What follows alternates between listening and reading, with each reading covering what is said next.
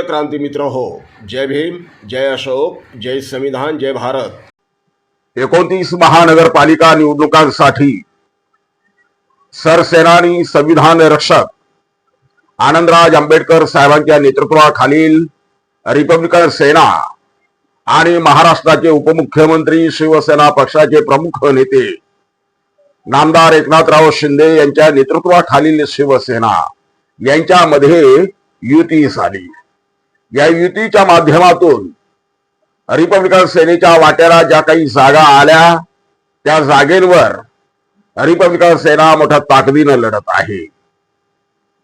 इतर ठिकाणी जिथं युती झाली नाही अशा ठिकाणी सुद्धा रिपब्लिकन सेना आपली ताकद पणाला लावून मैदानात उतरलेली आहे। मित्रांनो, संपूर्ण महाराष्ट्रामध्ये रिपब्लिकन सेना सुमारे 51 जागांवरती निवडणूक लढवत आहे।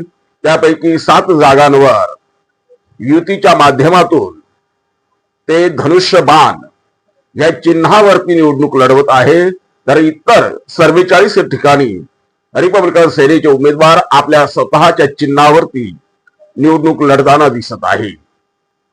या सगळ्या पार्श्वभूमीवर विदर्भातील रिपब्लिकन सेना लढत असलेल्या जागांकडे सगळ्यांचे लक्ष वेधले गेलेले आहे। मित्रांनो, शेवटपर्यंत विदर्भ प्रदेशाध्यक्ष सन्माननीय प्रफुल्ल शेंडे यांनी शिवसेनेबरोबर एकनाथराव शिंदे यांच्या गटाबरोबर युती करण्याचा प्रयत्न केला। आनंदराज आंबेडकर साहेबांच्या मार्गदर्शनाखाली तशी युती करण्याचा त्यांनी आटोकाट प्रयत्न केला, परंतु युती होऊ शकली नाही। त्यामुळे जागा लढवायला कमी वेळ मिळाला, परंतु जो काही वेळ मिळाला त्यामधून विदर्भामध्ये प्रफुल्ल शेंडे यांच्या नेतृत्वाखाली रिपब्लिकन सेनेने सुमारे 7 उमेदवार उभे केले।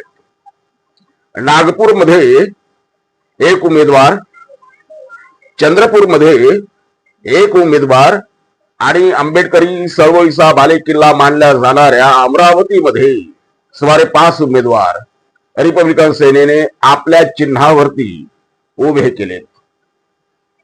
नागपूर 33A मधून भूषण भस्मे हे निवडणुकीला उभे आहे, त्यांची निशाणी आहे बॅट। त्यानंतर तथागत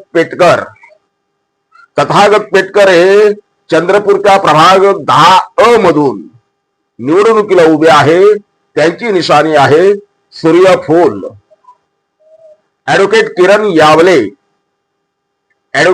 यावले हे वार्ड क्रमांक 1 मधून अमरावतीमध्ये निवडणुकीला उभे आहे, त्यांची निशाणी एअर कंडिशनर आहे।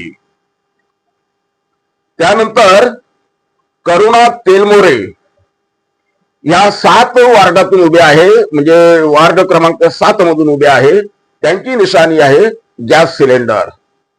श्रीधर खडसे हे प्रभाग 10 मधून उभे आहेत, त्यांची निशाणी आहे शिवण यंत्र। साहेबराव मेश्राम जे माजी नगरसेवक सुद्धा राहिलेले आहे, ते वार्ड क्रमांक 11 मधून आपलं लढत देत आहे, त्यांची निशाणी आहे टेलिव्हिजन, दूरदर्शन। प्रवीण वाकोडे हे 7वे उमेदवार विदर्भातील रिपब्लिकन सेनेचे, हे वार्ड क्रमांक 20 मधून प्रस्थापितांना टक्कर देत आहे, त्यांची निशाणी आहे गॅस सिलेंडर। मित्रांनो, रिपब्लिकन सेना ही निवडणुकीच्या राजकारणामध्ये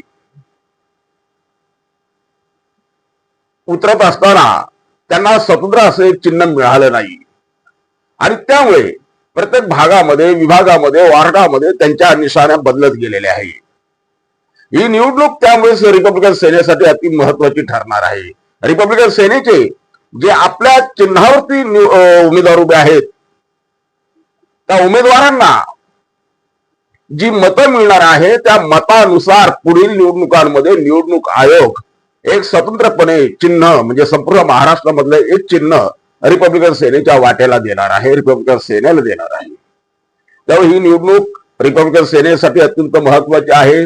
प्रफुल्ल शेंडे यांनी सुद्धा या चंद्रपूर, नागपूर आणि अमरावती मधील 7 जागांवर एक विशेष असं लक्ष दिलेलं आहे। झंझावाती प्रचाराला त्यांनी सुरुवात केलेली आहे. आपला उमेदवार कोणत्याही बाबतीमध्ये कमी पडता कामा नये. अर्थात साधन संपत्तीमध्ये, साधन सामुग्रीमध्ये रिपब्लिकन सेनेचे उमेदवार कमजोर आहेत, कमकुवत आहे.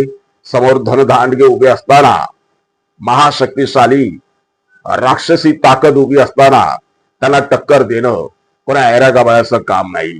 परंतु स्वाभिमानी कार्यकर्ता, रिपब्लिकन सेनेचा उमेदवार हा स्वाभिमानी कार्यकर्ता आहे आणि त्या स्वाभिमानाच्या जोरावर तो प्रस्थापितांना टक्कर देतोय. आणि ह्या स्वाभिमानी कार्यकर्त्यांना साथ देण्याचे काम महाराष्ट्रामधील आरपार इमानदार स्वाभिमानी नेते म्हणून ज्यांची ओळख आहे ते प्रफुल्ल भाऊ शेंडे करत आहे. प्रफुल्ल भाऊ शेंडे यांनी भूषण भस्मे असतील, किरण यावले असतील, तुमचे तथागत पेटकर असतील, करुणा तेलमोरे असतील, श्रीधर खडसे आहेत, तुमचे साहेबराव मेश्राम आहे, प्रवीण वाकुडे आहे, या सर्व मंडळींना सोबत घेऊन विदर्भामध्ये एक मोठा झंझावात निर्माण करण्याचा प्रयत्न केलेला आहे आणि त्यामध्ये ते बहुतांशी यशस्वी ठरत आहे.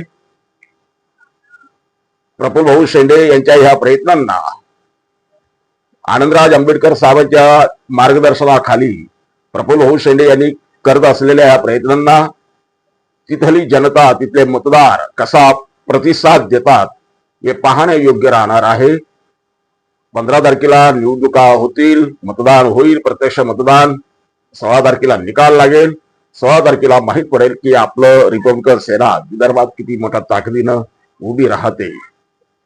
त्यामुळेच ही निवडणूक रिपब्लिकन सेनेच्या दृष्टिकोनातून अतिशय महत्वाची आहे. जय भीम.